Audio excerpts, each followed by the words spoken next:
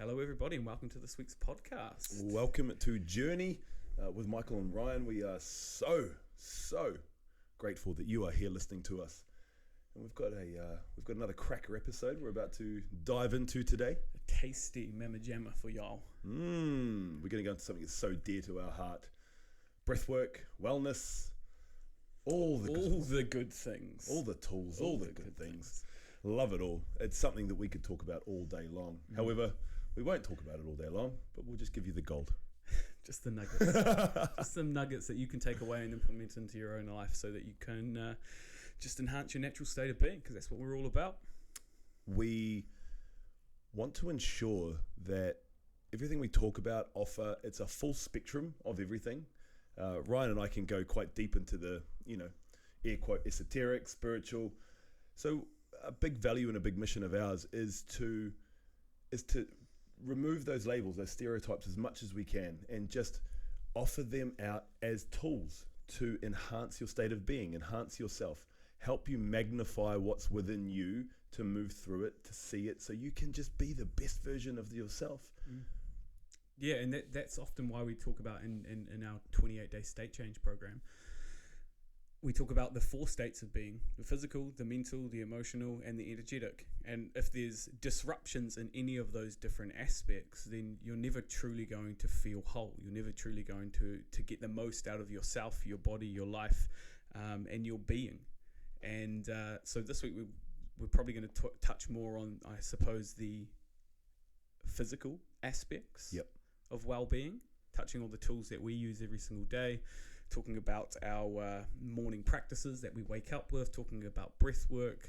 I'm sure we're going to be talking about cold water therapy, movement, exercise, all these different tools that we have to enhance our physical state of being. I think it's a wonderful overture of exactly what we're going to be going in today. I mean, for me, physical has been a huge part of my life. Ever since I was probably in my mid-20s. But that was just gym. I was hanging out in that one zone, in that one state of being. And it was all for image. It was all to enhance my ego. I went through a big phase of taking steroids in that bodybuilding type scene. I was a personal trainer. I thought I had to be the biggest and the most shredded and the most ripped to be accepted as a personal trainer. And it really, I dare not say the word toxic, but it's detrimental. It's because there's no point that focuses on mental health. There's no point that it focuses on, here's some extra tools to help regulate your nervous system. It's image, creating the story that it's health. But there wasn't a lot healthy about it. Yeah, and I think that as you say, like it's not so much toxic, but it can just be awfully confusing for the average person out there. Because if you're an IVF pro or something like that, then I mean that's what you're chasing. You're constantly going to be training. You're constantly going to be on point with your nutrition, and you may have a dysfunctional relationship with it that you're able to manage, or you may not. But for most people in the mainstream, when they're trying to push themselves physically in that way, it can more often than not actually become detrimental to their mental health. It does, and it took me a long time, reflecting back on, it would have been, what am I now, 35? It would have been at least 8 years ago that I was in that realm doing all of that. And just reflecting back on the last 8 years from the last time that I was in that space or that person, it took a long time for my endocrine system to get back to normal, for my mental health to get back to normal, just for my body to be really back to homeostasis, I guess is probably the better word. Beautiful word for it. Yeah. Perfect word for it. But but when you're in it, you don't realize that you're in it. No. It's really obscure. And I'm old enough to be grateful that it wasn't the full. I mean, Instagram and Facebook were around, but it wasn't like it is now. No. It was to a point, but not the huge comparisons of the big followers. And sure. I mean, take the Liver King, for example. I mean, if you don't know about him, he was this douchebag of a man that just emphatically denied he was using steroids, yet you could never get that big to be like that. And that's the message it's getting across, young men and women of, well, you can look like this, so take my supplements and eat this way and you will. And it's a fucking fallacy. It's false. For sure. And you don't really know that you're caught up in it until you actually reflect upon it. And it was like very similar for me, even when I was doing boxing, although I was in the best shape of my life, I had a really negative relationship with food and also had a really negative relationship with my body. And it wasn't actually till I started coaching people that I realized how disrupted those relationships actually were. Yeah, I used to carry around a bag that was made to just put my meals in, and then I'd have my supplement holder and I'd take all my different pills, and the top of my fridge looked like a bloody pharmacy drawer, spending thousands of dollars a month on all this stuff for air quote health. It's total ego.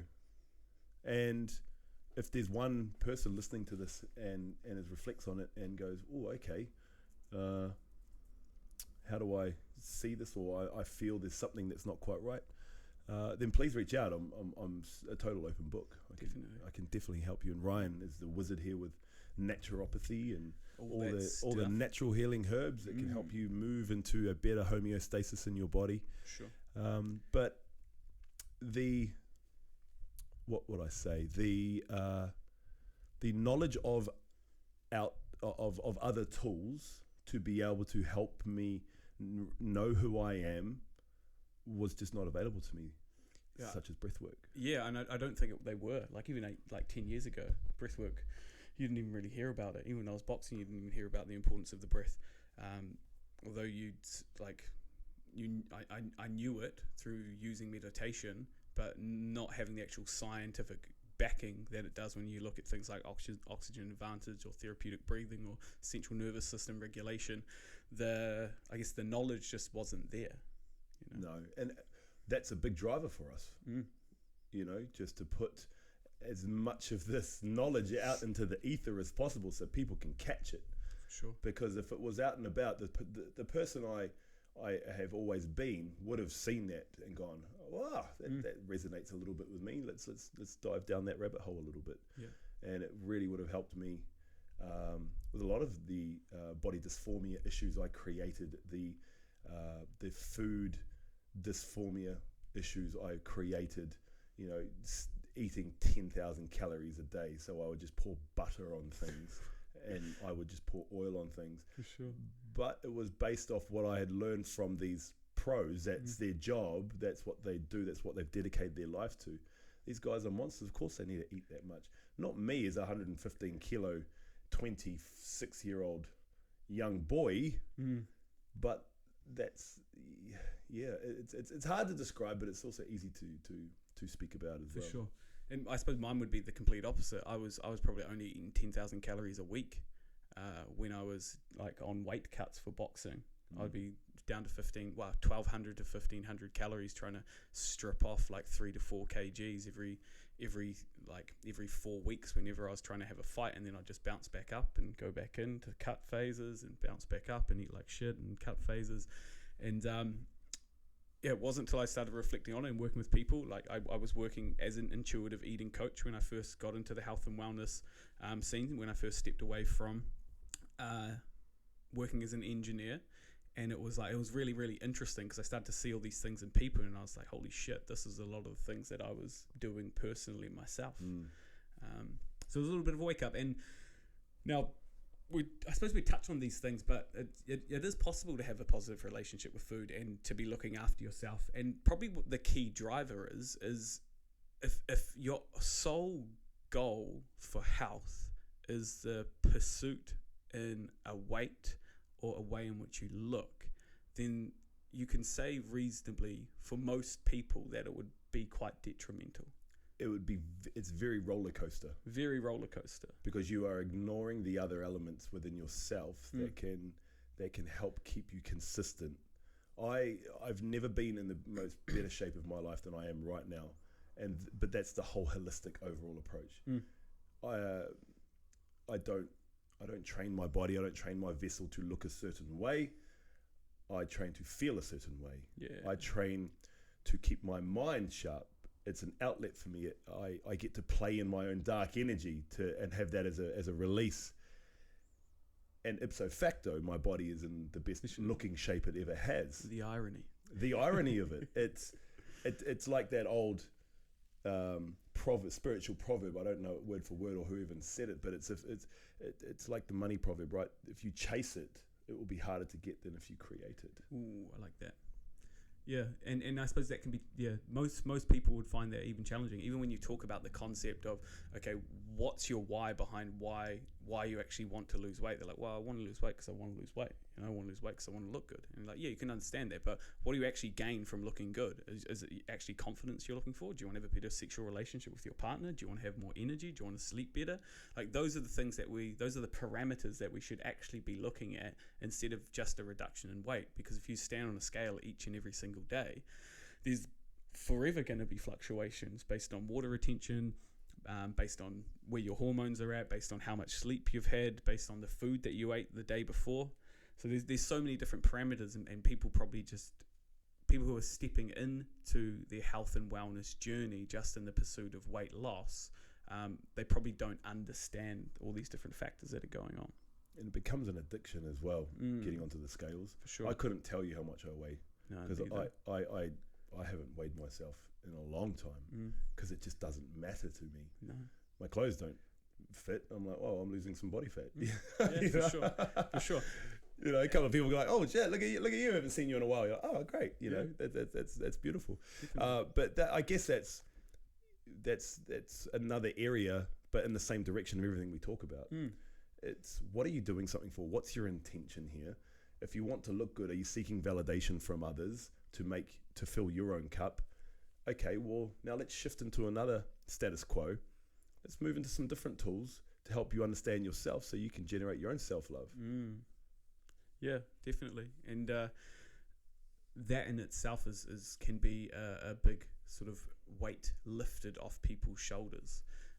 And not to say that wanting to lose weight is a negative thing or a bad thing. No, if you want to lose weight, lose weight. But it's actually just about doing it with the right mindset and in the right way, and utilizing tools and looking at yourself and your health holistically instead of just pursuing a number on a scale.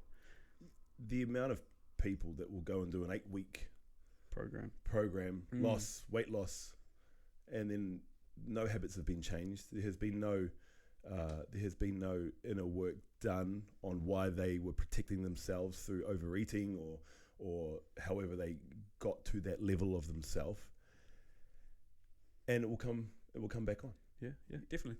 And it's I just want to share this cool thing that I used to talk to clients about when we were talking about like tracking your weight. And so there was a study that they'd done once on mice, and what they looked at was they got the mice to stand on the button, and 3 things would happen. If they stood on the button, they would get shocked, or they'd stand on the button, nothing would happen, or they'd stand on a button and either they'd get shocked or nothing would happen. And what this is looking at, it's like 3 different forms of reinforcement. Positive reinforcement, they get a shock. They get a shock is negative reinforcement. Positive reinforcement, nothing happened, or you gain a reward.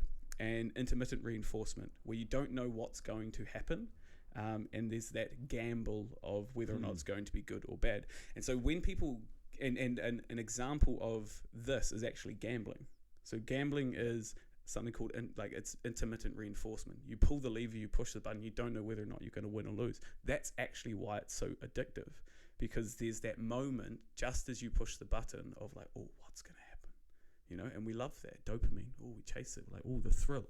And that exact same thing happens when people jump on the scale, because it's either going to be positive, they lose weight, negative, they gain weight.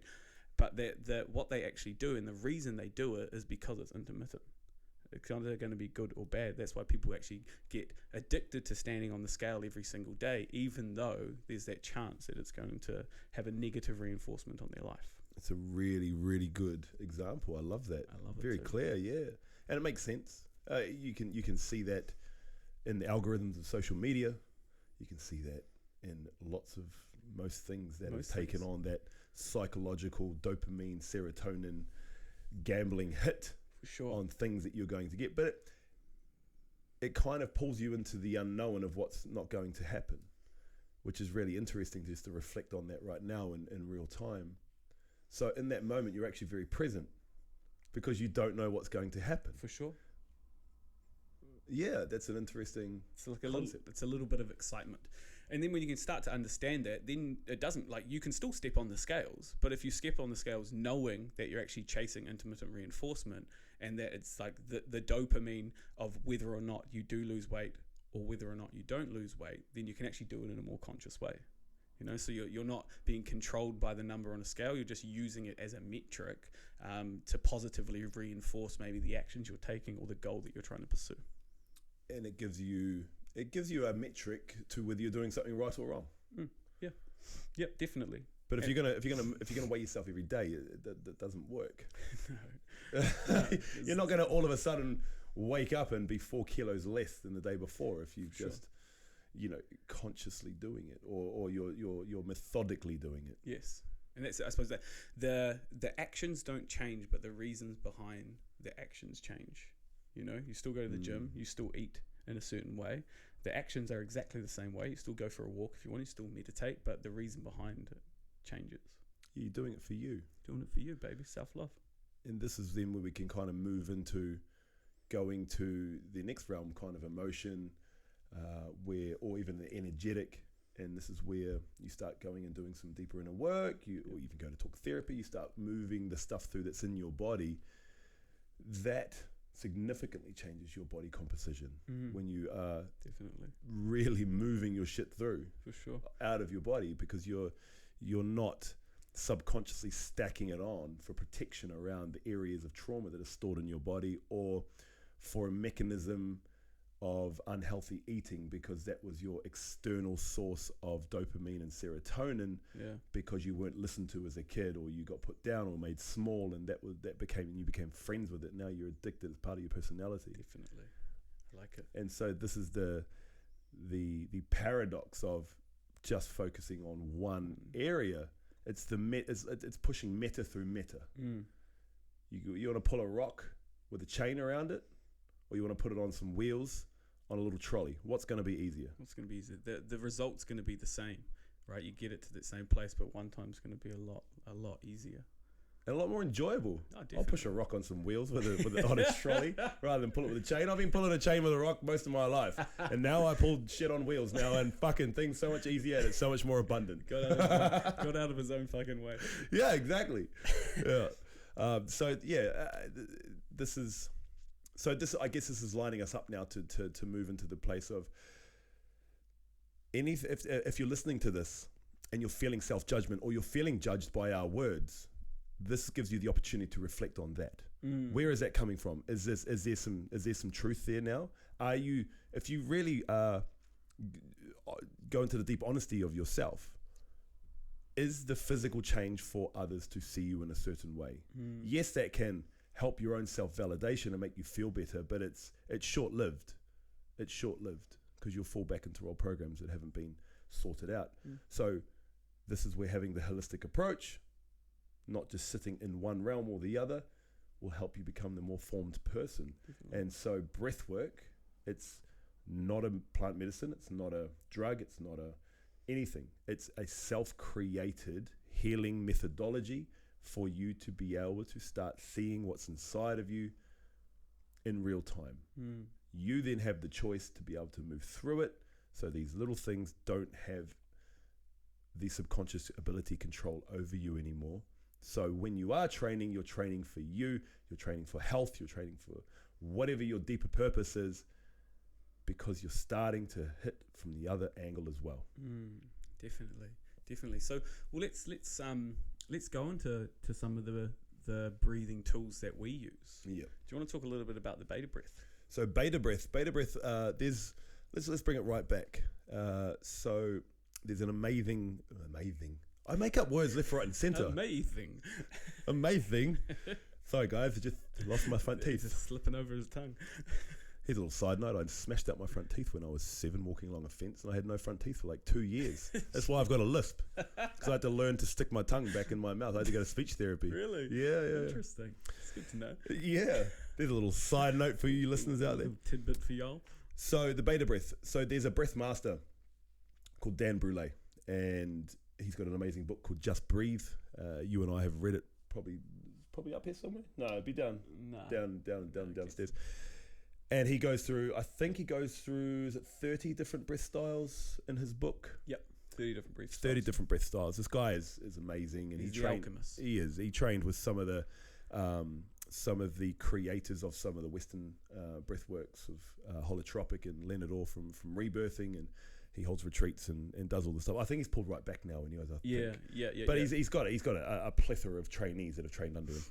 I digress. But read his book earlier on in my breath journey, and there were just some different breath styles in there I was reading, and there was one in there that was like a pre-meditation breath. It was just 10 breaths in and out, charge up, go into the meditation, and go from there. And I thought, that's nice. I tried it. I thought, oh, gave me a little aliveness in my body. I feel it. And also simple, and it's not the 40 breaths from Wim Hof that I've been doing and 5 rounds, and you're trying to focus on the breath hold and keep it as long as possible. And so this is when we were just starting to do our rebirth course, and obviously wanted to be facilitating. I think I was already starting to as well.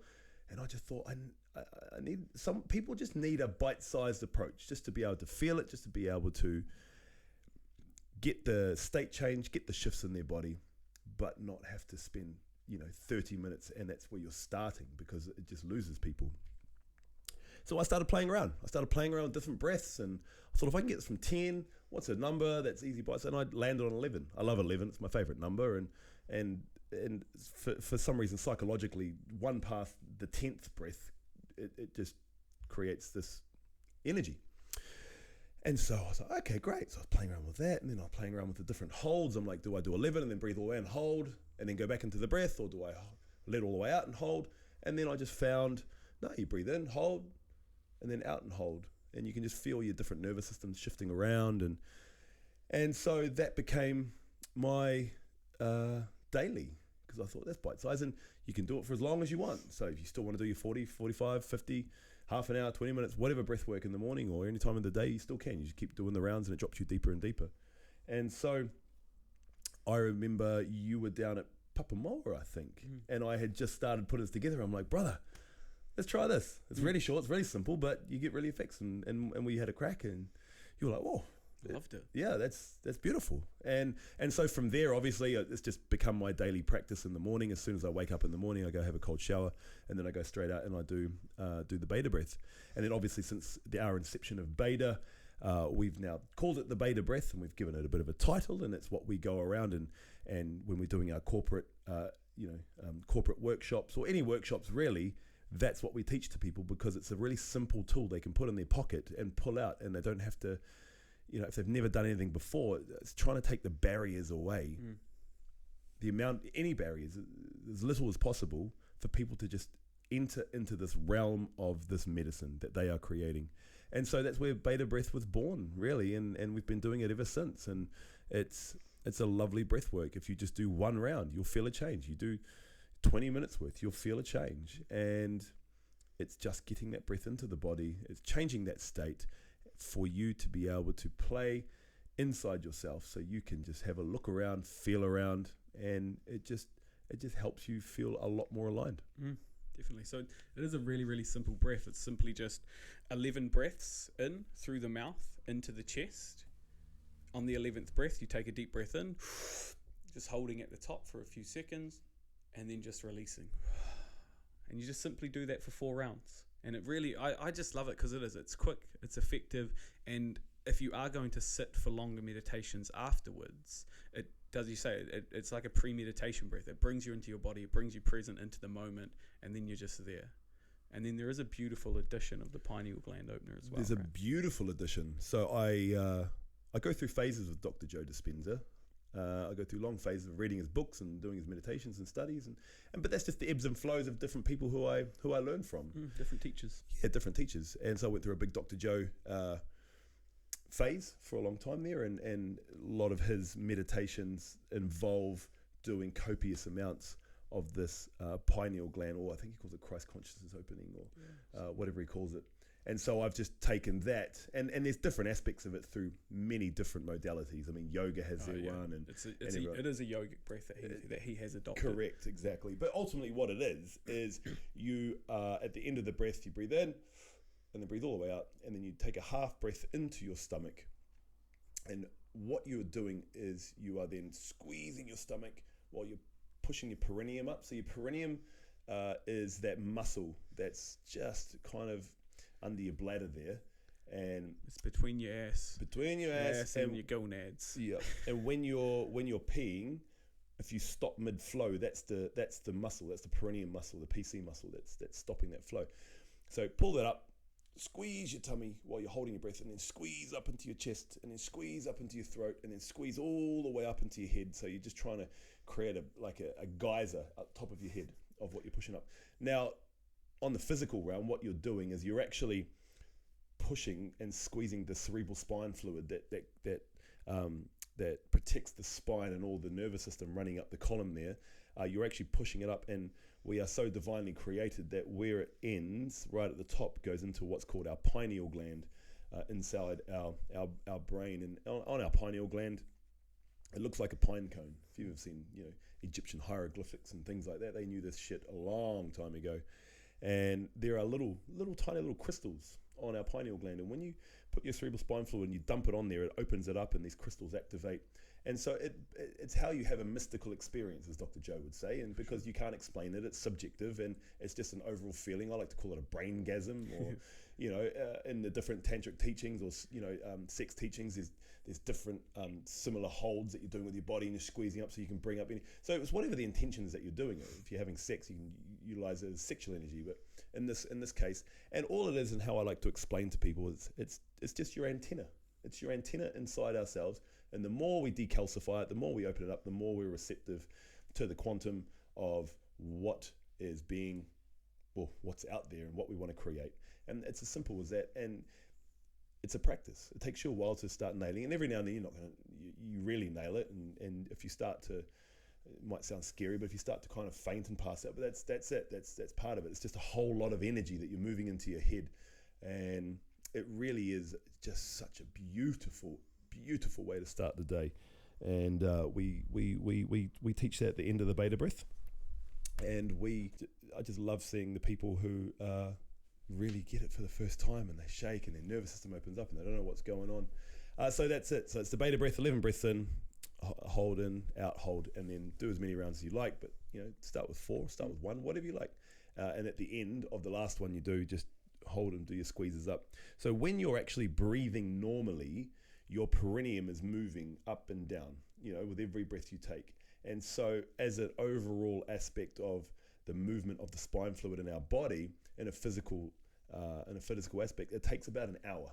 So if you track the spine fluid from the bottom and just you're normally breathing, it would take about an hour for that to kind of recirculate up into the head, and then it'll start to come back down again. So you're just pushing what's already naturally happening, but creating a tidal flow. Beautiful. And you really do feel it. I love it. I love adding the pineal gland opener into it, or even just running through 3 or 4 rounds of it when I am sitting in meditation. It just pops you open. It pops you open. That's a great way to put it. And just try it. Try it. You could sit here and be like, oh, it's bullshit. Just try it. See what it feels like. And if you do, if you are wondering about the beta breath and even the pineal gland opener, there is a video that we will link in this podcast to instructional tutorial on how to do it. It's something that we do have on the resource page on our website as well, so you can either shoot over to the website or just click the link down at the bottom and it'll guide you through it. And it makes you a breath master instantly, because it's so easy to obtain, and go and share it with everyone. You don't have to go and do a 9-month certification like we've did, because it's safe and you're not delving into trauma, and so it's just a really simple breath work that once you've picked it up, teach it to others. For sure. Because the more people that have these in their life, the better the collective of the conscious is going to be. Definitely. And you can utilize it. It's a tool you can utilize in any moment. Like if I'm at work and I'm feeling a little tired, it's like 3 o'clock and it slumps, and you're like, my God, I'm feeling a The body's chasing to want a coffee or wanting stimulation. You just go do one round of it and you're just instantly feeling better. Just pops you open. Pops you open. That's it. But it does. Like, play with these things. You know, Ryan and I talk about, we'll go into our morning practices and exactly what we do and why we do it and things like that. But these are tools in your arsenal to pull out at any time of the day. I love, if I'm having a bit of a down day or something's happening or my energy's just off that day, I'll go and sit in the car and I'll do a round of breath. Yeah. And then come back out into the world. Here we are. With a different state. With a new state. A new person. Yeah, beautiful. And the breath, it works in so many ways. Like the beta breath is a powerful form of breathing. And it's like, for a lot of people, when you talk about breath work, they're like, well, I breathe all the time. I'm alive. I know how to breathe. But just because you know how to breathe doesn't mean you know how to do it properly. You know, and there's so many just very subtle nuances that you can look at with the breath, so that you can actually just optimize breathing, optimize the utilization of even carbon dioxide. You know, carbon dioxide is, people see it as being a negative thing, but when we breathe less, it means we actually use oxygen. What's the word I'm looking for? We utilize oxygen more because carbon dioxide actually opens up hemoglobin so that the oxygen can get into the cells and we can get into the blood cells and we can actually transport it around our body. You know, so if you're heavy breathing, if you're breathing through your mouth, you're just dumping off carbon dioxide, so your body's not actually able to utilize oxygen as much. You know, so very simple things. Just take a little moment, check in with how you're breathing now, and ideally we want to be breathing in through our nose and deep into the belly. You know, and that's how we should just be breathing on a day-to-day basis.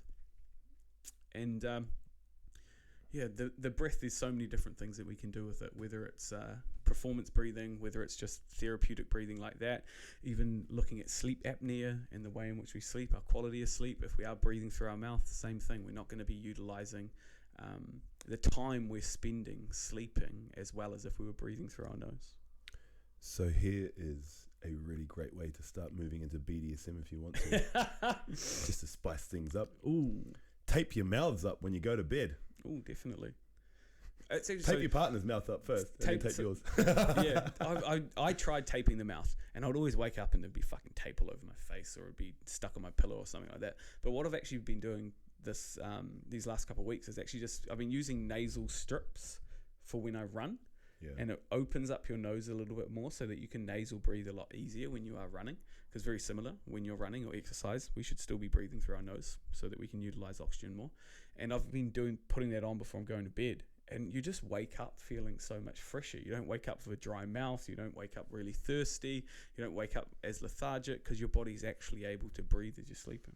Nick Minute, we've got nasal strips on our website for sale. Be tuned to the next episode. Beta branded. If you've got any ideas of the naming, please send them through.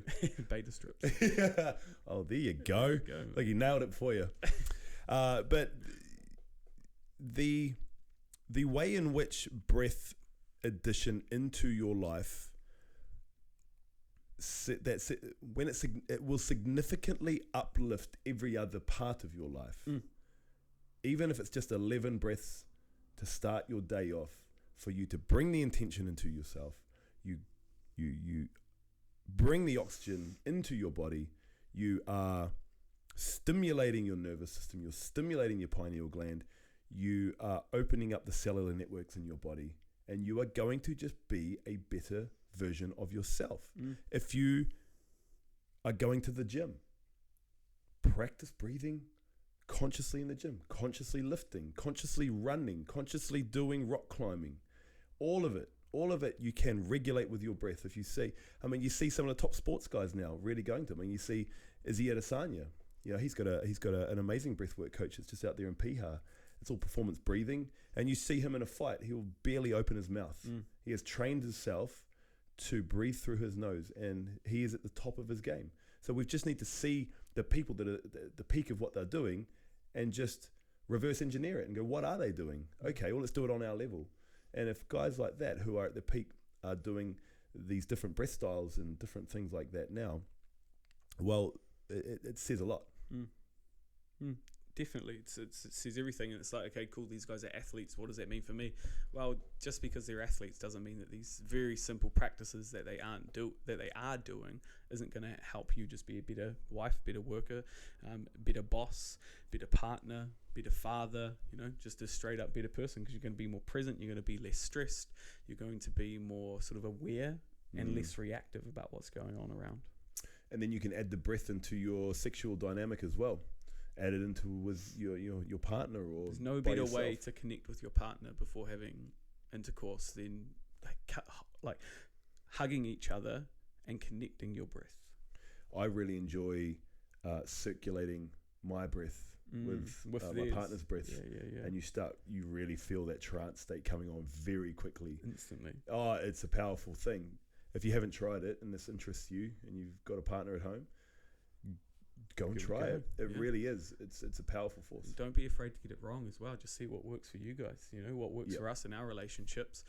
Maybe a different breath that works for you and yours.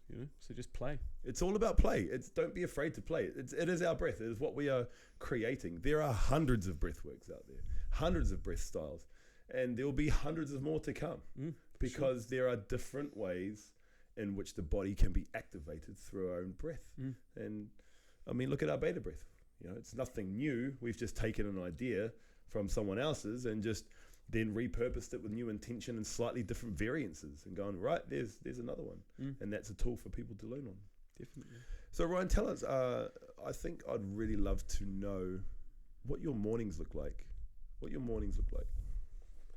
would be probably a bit shocked. So my mornings are actually, I used to have really strict routines in the morning, but in the last couple of years I have actually moved away from having a strict routine of like, I'll wake up, journal, breath, meditate, stretch, blah blah blah, move on to my day.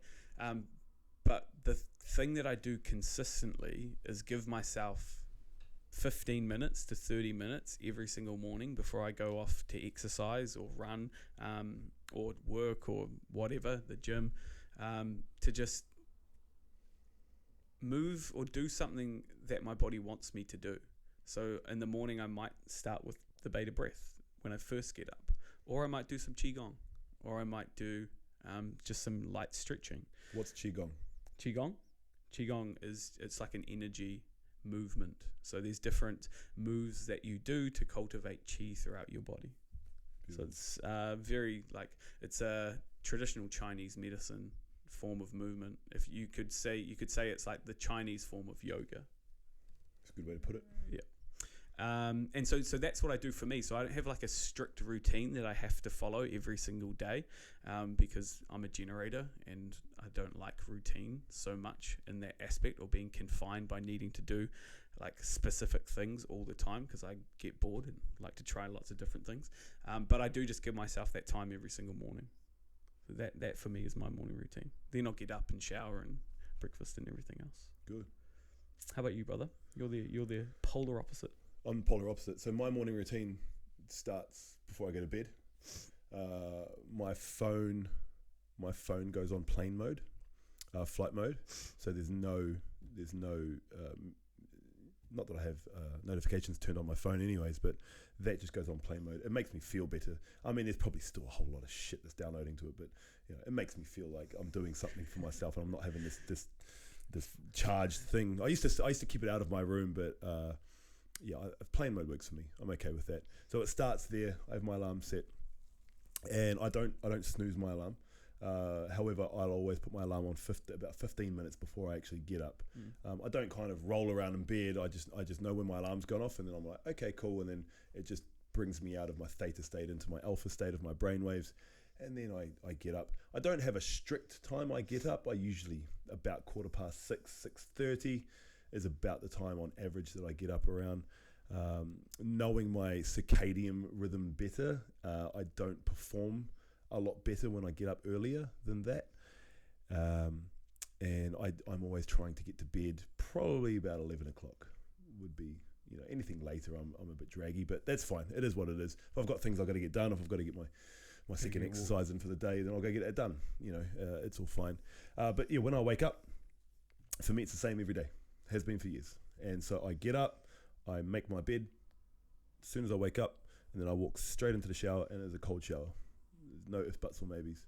So cold shower, obviously I brush my teeth, all that sort of stuff, but cold shower, and then I put on my gym clothes, and then I go up and I do beta breath for probably about 15, 20 minutes, and then I have a rape, and I sit in a beautiful rape plant medicine state, meditation for probably about another 10, 15 minutes, and then I get up from there, and then I will go to the gym, and I get the gym done. And that's a pretty staple morning for me. It doesn't really change a lot. There might be some move and a shake. I might, have to have breakfast before I go to the gym, because I've got to go to the gym, then I'll get changed there and go straight out to my next appointment, something like that. But that's pretty much the locked and loaded of my day. And it doesn't really change, and it's pretty seated in me now. Yeah. What's it like for you if you don't do it? I honestly couldn't tell you, because it has been that long since I haven't done it. Yeah, fair enough. It's actually, I think I had this conversation with you not long ago about, I wonder what it would be like, and then I felt into my body. I was like, ooh, it cringed. It's so I don't know whether it's, good or bad. I don't know whether it's a solid thing, but yeah, maybe there is a little bit of part of me that's like, I wouldn't want to see.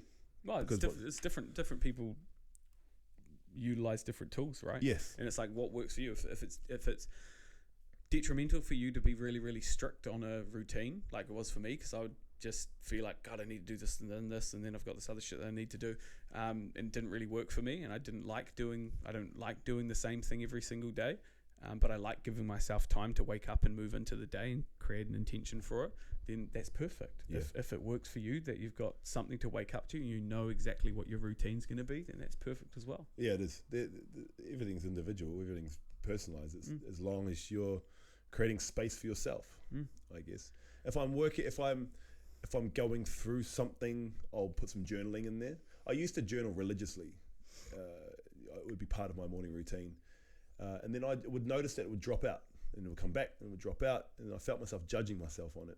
But what I've realized now is the journal's a tool for me to work through things. If I'm going through something emotional, energetic, whatever, the journal will just naturally come out, and I just start writing. And so that's what I've noticed on that. So I gain probably a little bit more of a variance like you on that aspect, that there was a time that things were locked and loaded, but they now are in my tool arsenal for when I need to use them. Yep, definitely. I like it. What about the cold shower, mate? Why the fuck do you do that every day? This was actually my very first morning routine thing I ever did, even before I was on my deeper inner work journey. I just started, and I just started feeling better about it. And then you listen to guys like Tony Robbins, and you listen to Wim Hof and different guys who it's their religion, and you can take aspects of learnings from everyone and create your own philosophy on it. And so you listen to Tony Robbins, and he talks about it's the first decision you make for the day, and it's an uncomfortable one, and so that sets you up for the day, because you've already owned the part of you that doesn't want to do it. I've been doing this for years, and there's still not a part of me that skips into that cold shower. Not at all. No, but the voice is so quiet in my head, and it's such a habit that I walk into it. I take 2 breaths in, and then I go in, boom, and then after about 2 or 3 seconds, it's like, okay, I'm in. Yep. And it's beautiful, and I love it. But on a physical state change level, it really just opens up all of my, it closes up. It reinvigorates me. It gives me the serotonin, the dopamine hit from there. It helps my melatonin really kind of disintegrate within the body. Yeah. And it's just a marker for myself of going into some uncomfortability first thing in the morning, and it sets me out. It tells my brain, right, you're on. Time to go. Yeah, definitely. And I do cold showers every single day, but I don't do it till after the gym. And I always start with a warm, because I don't like lathering my body with shampoo when it's cold. I just hate that fucking feeling. So I have a warm shower, I wash myself, and then finish with the cold. Beautiful. But it's but there's so many benefits to it, and it's like, man, if people could start doing 2 things, I mean, it would be learning to breathe. Well, 3, learning to breathe, sleeping, and having a fucking cold shower once a day.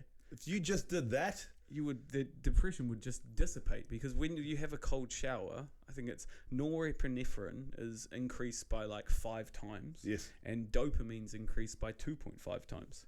And like, that's fucking huge. That's huge, because when like everything in our life is based around dopamine. Realistically, we're constantly chasing that molecule. You know, for everything that we do, it's our motivator. We get a hit when we tick something off the list. When we have a cigarette, we get it. When we have sex, we get it. When we eat a piece of chocolate or a sweet piece of food, or even food that tastes delicious, when we're having an engaging conversation, it's like dopamine is produced, and it's our constant motivator in life. And so if you're stepping into a cold shower knowing that it's going to increase your dopamine levels by like 2.5 times, then you're just instantly going to feel better, you know? You want to get rid of depression. You want to get rid of your anxiety or the anxiety that resides in you. Start with those 3 things. Stick with them as much as you can. And when you fall off, don't judge it. Just get back on, because it's not linear. And I promise you, we promise you, you will fucking change. You will start to feel better incrementally over time. Just very, very simple tools. Very, very simple tools. You know? And then a lot of people could be like, wow, you know, you're making it reductionist, you're making it so easy. But when you have a look at it, and you're looking at it, and even the use of SSRIs, and a lot of the research at the moment, like 50%, no, even more than that, 10% of people who are taking SSRIs actually have depression based around a deficiency in serotonin. A lot of people actually have depression because of a deficiency in dopamine, and a lot of the other people that have depression is because of inflammation.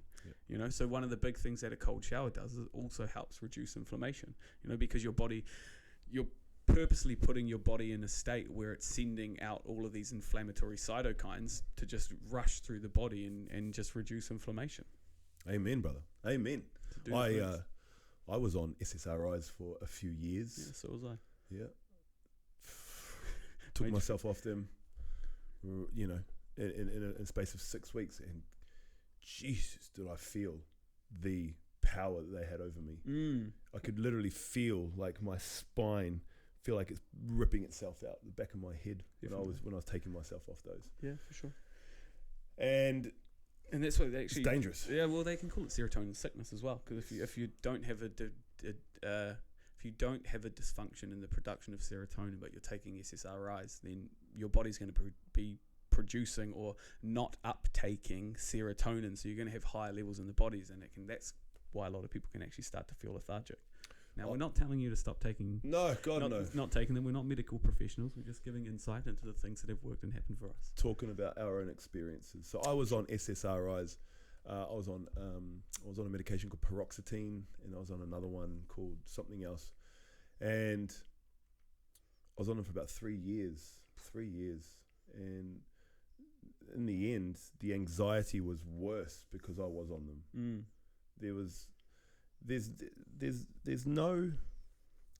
They're a tool, right? They're a tool to get you through something. Definitely. Now, if I went to the doctor and he goes, look, Mike, we're going to put you on this medication for 3 months and then wean you off while you're going through this hard time, and you're going to go to therapy twice a week for the next 10 weeks. Let's have that as a plan. Now, what are you eating?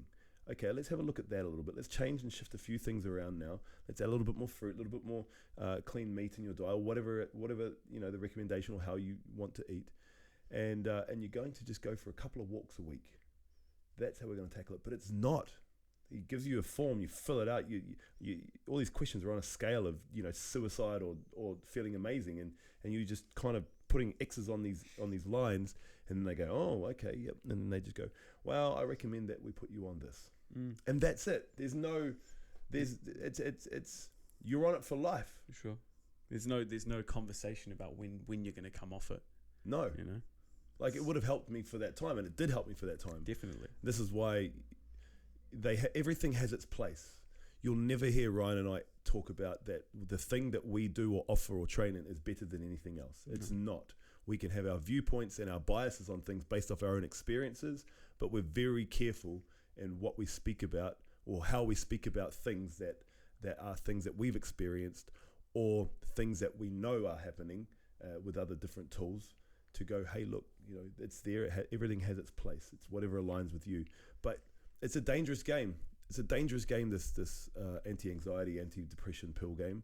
It's a big pharma jackpot. It is a big pharma jackpot, definitely. Yeah, so cold showers, if you want to add that into your routine, you can do like Mike and just jump straight into it and get it done. Yep. And it doesn't mean you have to have the whole shower. It just like ease yourself into it. Maybe you start with 30 seconds, do 30 seconds for a week, see how you feel. Maybe then after that you go to 45 seconds. Yep. Move up to a minute, 2 minutes, 3 minutes, 4 minutes. Then your body starts to feel more acclimatized to the uncomfortableness of it. You never get fully acclimatized to it, but you just make friends with the suckiness. Yeah, for sure. That's all. That's it. You just make friends with the suckiness and go, this is good for me. It's like being that kid at the table, not eating your veggies. Your parents always say, eat your veggies first. You never do. No. But if you did eat your veggies first, you'd enjoy the spoils of the rest of the meal, and you would actually finish it nicely. And it's like the cold shower. Yeah. If you're going to eat a toad, do it in the morning. Yes. You don't want to leave it till late at night. No. Not at all. No. You're eating the toad, right? Yeah. Because that's not an instant no. Now there's a story here. I want to know. Have I eaten a toad? No, I've never eaten a toad, Michael. Come on. Don't be silly. Yeah, so we got the breath. There's some cold water therapy in there. Yep. Do you want to talk a little bit about hape? I'd love to talk about hape. It is a huge, huge part of our lives. A lovely, wonderful plant medicina that comes from the Amazon. So to describe hape is, people might have heard the word snuff before. So what it is, it's tobacco leaf based, and there are hundreds of varieties of hape because there are tens of thousands of different plants and herbs in the jungle of the Amazon. And so what they do is predominantly they get these tobacco leaves, and that's the main ingredient. Then they get the other herbs and different plants that they want to do to create a certain hape. They wash them all, they burn it all down. It turns into ash, however you want. Then they keep them in the big drums and they do an ayahuasca ceremony around it. They sing to it, they bless it. So what it is you have your serving pipe. Now, if you're sitting in front of someone, you've got one called a tepe, and so it looks a little bit like, how would you describe it? It's like the base of it looks like a big, thick Cuban cigar, but it's hollowed out, made of wood. But I mean, it's very different varieties. This is just the one that we use, and then it's got like a little hollow bamboo. What would it be, about 15 centimeter bamboo that's drilled into the top of it. Put that hape in your hand, then you put the hape in the pipe, and now you put it up to your partner and you blow it into their nose, and you do each nostril. And what it does, it just totally opens up all of your being, your mind, brings you into your body. It drops you into the deepest meditative state instantly that you've ever been in, plus 100. And it just expands your heart, expands your gratitude. And what it does, it just raises your consciousness level every time. And it's part of my morning practice. I have it every morning. I'll have it every night. And then maybe sometimes once or twice during the day, maybe more depending on the day and what I've got going on. And it really is such an enlightening tool. And the amount of downloads and the amount of just bliss and help that this beautiful plant has helped me with through my course of my life, I am forever grateful for it. If you've got something that's sitting on the top of you, like an emotion or something like that you haven't really, been dealing with or anything, it'll push that through. It'll help that go through. If you're really in the deep of something, even when I'm sure everyone's listened to the first or second podcast, and I was in the deep of it there. Hape really helped me kind of push through and purge what was there, and it just helps me move through whatever I'm working through. So hape in a nutshell is a very high hierarchical tool in my tool belt, and I enjoy sharing it with people. I enjoy giving them the ability to feel what this beautiful plant can do, because all it is a plant. It is plant leaves and herbs, and it's just shot up into the nose. Oh, and the beautiful energy of the ikalos as well. Oh yes, Oh yes, Love it. and you can feel the different rapes from different places. Oh, It's for sure. a little bit more. What would you say? Mainstream manufactured rather than coming from a tribe or something like that. And it's just a spectacular. I love it. I'm such a medicine man. I have huge deep relationships with various different medicines, plant medicines, and rape is right up there at the top. And it is just such a divine medicine, and it will be part of my life for probably all of it. Definitely, and it is beautiful. So most people would be introduced to hape in an ayahuasca ceremony. That's probably going to be your first time. That's where I was introduced. Yeah, very same for me. That was the first time I was introduced to it. No, actually, I don't think I was. I think you probably would have introduced me to it, because when I had my first sit over in Peru, we didn't have hape. They didn't serve hape over there. So it would have been me serving you. Yeah, interesting. Love it.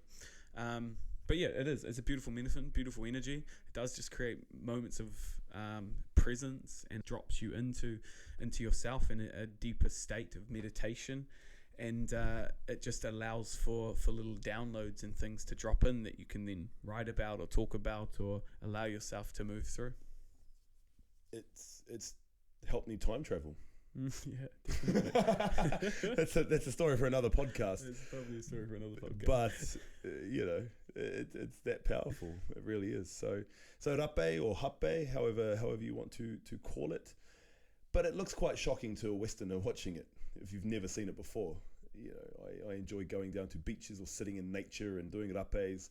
And if somebody catches me, or not catches me, if they see me doing it, it's always intriguing for people because they think you're doing drugs or something. It's like, no, this is medicine. This is what true medicine looks like. Definitely. And actually, here's a really good story about you and I caught a gastro bug probably 2 weeks ago. Yeah, would have been about 2 weeks ago, and I came home. So it was a Sunday morning. I woke up and I was just lethargic, and then I was like, "Oh, what's that?" And then by about 1 o'clock, I just went downhill very fucking quickly. And in the space of about 3 hours, I was cactus. I was toast, and I could just feel in my stomach, and I was just, I could barely walk. And so I kind of came up and I said, "Brother, can you please just serve me a healing serve rape? I need to get at this." And so we went outside, and you served me a big healing rape serve, and I just purged a full bucket of everything that was in my body, and it was very healing because we have the tools, we have the plants and the knowledge to be able to go, okay, well, we don't have to just sit around. We can help our body. We've got these tools to go in, and same thing happened to you 4 days later? I think it was probably like 2 weeks, but I was fighting that gastro bug. Oh, you were fighting it off for a while. So even when it came, but it was the same process. When it hit, it hit real quick. Yeah, and I came out, gave you a rape, same thing happened, and we never vomited again because we got at it, and that's just the power of the medicina. This medicina. Yeah, definitely. So I suppose for you, what other tools do you utilize when it comes to your, I suppose, physical well-being? So I am really enjoying my 2 training sessions a day at the moment. So I train weights, resistance training in the gym in the morning, and then I go and do like a 45-minute walk out in the dark because I do my best work in the dark. Especially I love it when it's raining and I'm no one else out there and it's 11 o'clock at night. And sometimes I'll have podcasts on, sometimes I just walk and have a download, or sometimes I'll smoke a little weed and I'll go out and it's just me and me. And if you drive past me, you'll see me having full conversations with myself. That's how I process things. And it is it's a beautiful thing. So so the 2 sessions a day are really enjoying at the moment. What other tools do I have in my tool? I mean, there's a plethora. There's rebirthing. There's our ayahuasca, there's the mushrooms, there's the cactus that we brew here and we drink that. We go through phase of drinking that every morning, 20 mils just to really align. These things are part of our lives. They really are. Cactus, San Pedro, Wachuma, however you want to call it. It's a huge part of our life, huge part of our growth. And so whenever I want to go in, I feel into what's being called to me. And that's where I pick my medicine, or the medicine picks me. But on the actual scale of just physical well-being, I love deep conversation. I really do. For me, that's very healing. Very healing. Just sitting eye to eye with someone, or not even that, but just really heart to heart, I guess, is proper, and holding, getting held, and then holding, and just open authenticity conversation. It's so healing because you're just getting things off before they get embedded in your body and they move through. So there's even a start for you all. You know, just you want to just start opening up some dialogue with your partner, with your kids, with your co-workers, with your friends. It's so healing. You don't have to be running into cold showers. You can actually just start by just voicing the words authentically from yourself, and you will start feeling much, much better. Every psychologist in the world will tell you that. Definitely giving yourself that freedom to find your voice and communicate what your, I guess, wants, needs, and desires are. Well, that's very scary for people to ask for what they want. How dare you? Yes, don't swear. How dare you? How dare you ask for what you want? Fuck that. Ask for what you want. But you got to know what you want first. Otherwise, you just start faffing about. That's probably one of the biggest things, right? How can you pursue what you want in life if you haven't actually clearly defined what you want from life? And then even when you're looking at that, a conversation I had with one of my coaches once when I was setting some goals. Now, this wasn't like a business coach or anything like that. We were just doing some deep inner work, and we had some goals and things that we were working on. And he asked me the question, if my goals were my goals. He goes, are your goals your goals? And I was like, what do you mean by that? He goes, are they your goals? And I was like, yeah, I'm pretty sure they're my goals. He goes, well, are they your goals, or are they goals that you think that you should be pursuing based on where you are in life and the conditioning you've had around yourself? And I was like, fuck, none of these are my goals. Give me another try. So even asking yourself that, what is it you are pursuing in life? Why are you pursuing them in your life? And is it even what you want to be pursuing, or is it perception or things that have been pushed upon you that you think you should be chasing or pursuing? Or are you chasing something that you think will give you validation? Definitely. Are you chasing that nice car because you think it's going to give you more worth? Or are you chasing that nice car because you want a nice car? These are the healthy questions to ask yourself. Because there's nothing wrong with wanting a nice car. Fuck God, I can't wait to get a Jeep. Yeah, I got a nice car. I love it. Have the fucking roof tent on the top. It's going to be amazing. Looking forward to it. Maybe I should chuck a roof tent on the Merc. I don't know if it's... That'd be great. Not a roof tent. Instantly, everyone's like, fucking asshole. Yeah, everyone's like, fuck that guy. Everyone's listening like, fuck, here's a Merc. Well, fuck it. I have a nice car. But do you know what? If it got taken away tomorrow, crashed tomorrow, I wouldn't give a shit. No. I really wouldn't. But it's nice. We're on road trips. We do things. So you aim for nice things, but just inquire into why you want them. Why they're there. Why if you're doing it so someone can see you in it. Ooh. You got some. Then you should be calling me and Ryan. We'll give you a rebirth. We'll Definitely. and even a deeper way of looking at it, because we are talking about the physical body, it's like when you are pursuing a way in which you want to look, who do you see? Do you see yourself, or do you see someone else that you're trying to chase? Well, it's nice, brother. Yeah, you're seeking the comparison that you're utilizing. I'll be happy when I look like this person. Well, let's go a little deeper. I'll be happy if I became that person. Ooh, yeah. Right?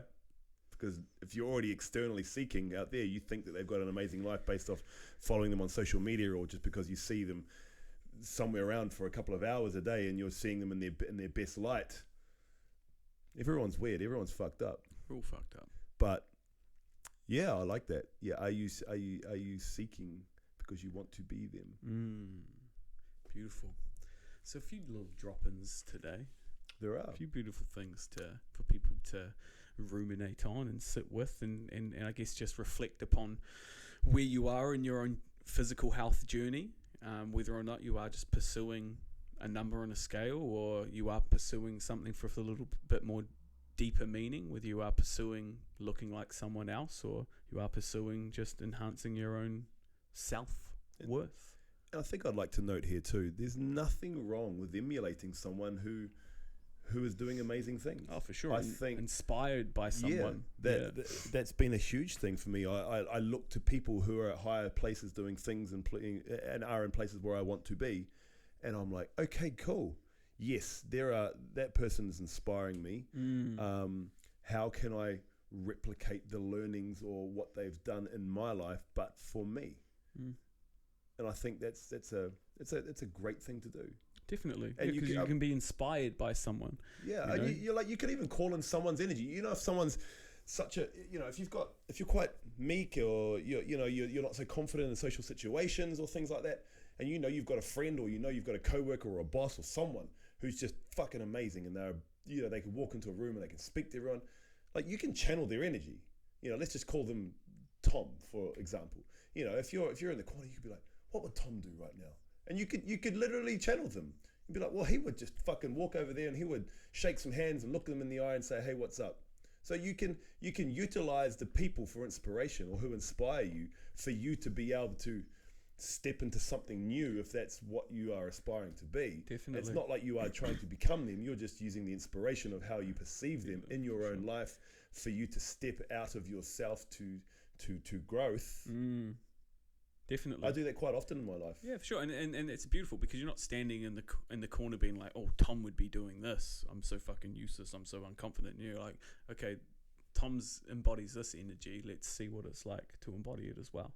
Then you're pushing your edge. Then you're actually challenging yourself to steps outside of your comfort zone. So when you actually put yourself in that situation, you might actually find, fuck, man, that energy of being able to go up and having a conversation with someone actually wasn't as hard as I thought it was going to be. Yeah.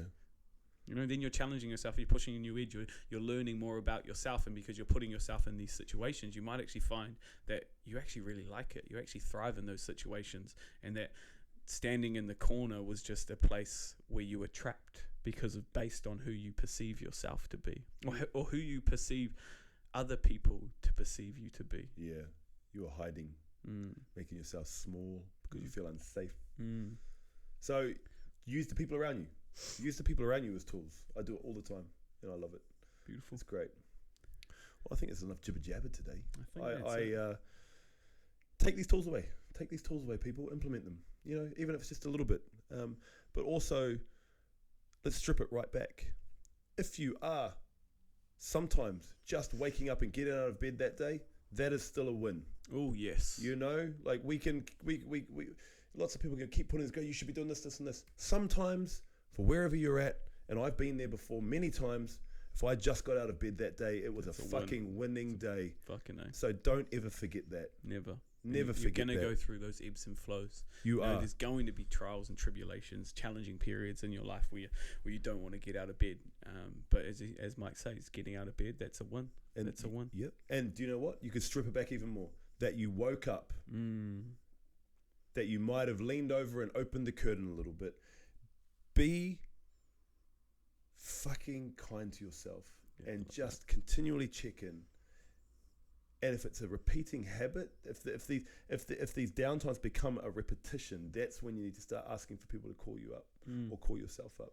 But please, everything we're talking about today, if there are times and you're at that level of your life where that's the best and that's the win for your day, then fucking own that win. 100%. Yeah. And remember, we love y'all. We really love y'all. Thank you so much for listening, and we'll see you next week.